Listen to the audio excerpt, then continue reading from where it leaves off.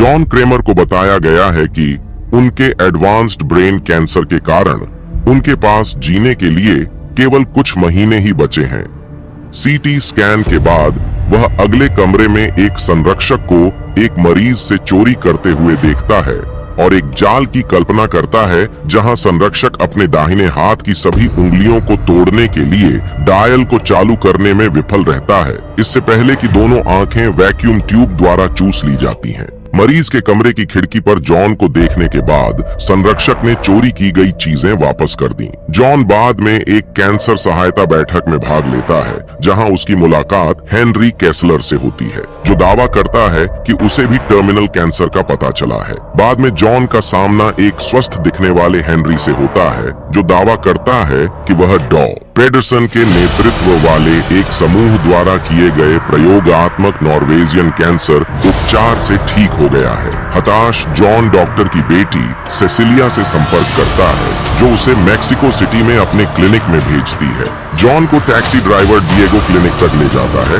और उसकी मुलाकात सेसिलिया और उसकी टीम माटेओ, वेलेंटीना और डॉ कॉर्टेज से होती है। साथ ही गैब्रिएला नाम की एक युवा महिला जो सेसिलिया द्वारा ठीक होने का दावा करती है और एक अन्य मरीज पार्कर सीयर्स से मिलती है, जिसकी अभी सर्जरी हुई है। जॉन पास में रहने वाले एक युवा लड़के कार्लोस से भी मिलता है और जब जॉन अपनी बाइक ठीक करता है तो दोनों एक दूसरे के करीब आ जाते हैं। जॉन सर्जरी के लिए जाता है और वह सेसिलिया को जगा कर बताता है कि वह अब कैंसर मुक्त है। जीवन में नई राह तलाशते हुए जॉन गैब्रिएला के लिए एक उपहार खरीदता है। हालांकि क्लिनिक लौटने पर वह इसे परित्यक्त पाता है और उसे पता चलता है कि पूरा ऑपरेशन एक घोटाला था। यह अनुमान लगाते हुए कि डॉ कॉर्टेज डिएगो भेष में था, जॉन उसका अपहरण कर लेता है और उससे पूछताछ करता है। इसके बाद वह डिएगो को एक जाल में रखता है जहां उसे उसके मांस को काटकर उसकी बाहों में बंधे विस्फोटकों को निकालना होता है, जिसे डिएगो सफलतापूर्वक करता है। आरा की प्रशिक्षु अमांडा यंग फिर सेसिलिया,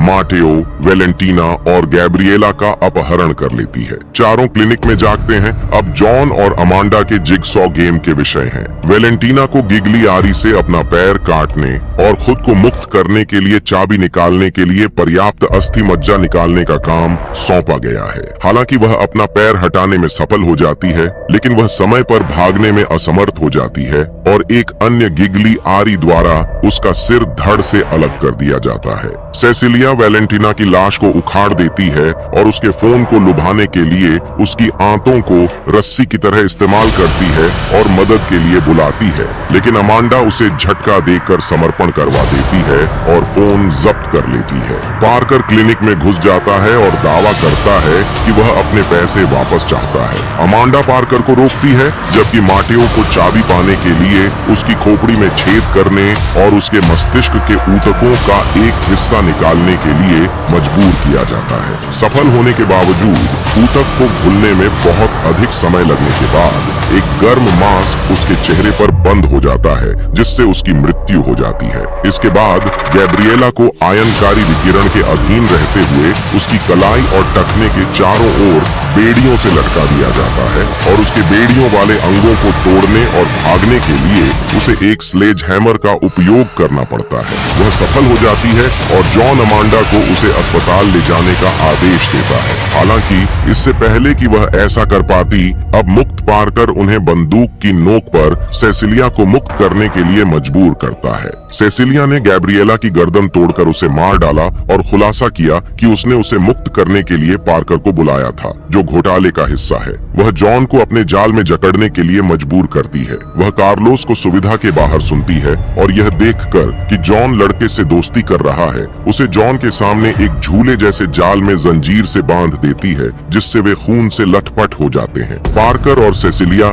जॉन के नियंत्रण कक्ष से चुराई गई नकदी का बैग वापस लाने के लिए निकलते हैं। हालांकि एक ट्रिप वायर सक्रिय हो जाता है, जो पार्कर और सेसिलिया को कमरे में सील कर देता है और जॉन और कार्लोस को मुक्त कर देता है। है। जॉन ने खुलासा किया कि डिएगो ने पार्कर और हेनरी सहित सभी घोटालेबाजों को बाहर कर दिया और सेसिलिया को इस सुविधा का लालच देकर धोखा दिया। एक घातक रासायनिक गैस कमरे में भरना शुरू कर देती है। एकमात्र राहत एक व्यक्ति के सिर के लिए पर्याप्त बड़ा वेंटिलेशन छेद है, जो सेसिलिया और पार्कर को एक दूसरे से लड़ने के लिए मजबूर करती है। सेसिलिया ने पार्कर को चाकू मारकर हत्या कर दी, लेकिन वह केवल जॉन, अमाउंडा और कार्लोस, जिन्हें जॉन ने पैसे दिए थे, को सुविधा से बाहर निकलते हुए देख सकती है, जबकि वह कैद में है। कुछ समय बाद हेनरी एक जीर्ण शीर्ण बाथरूम में अपने पेट पर एक नया जाल बांधे हुए जागता है, जिसकी देखरेख जॉन और मार्क हॉफमैन करते हैं।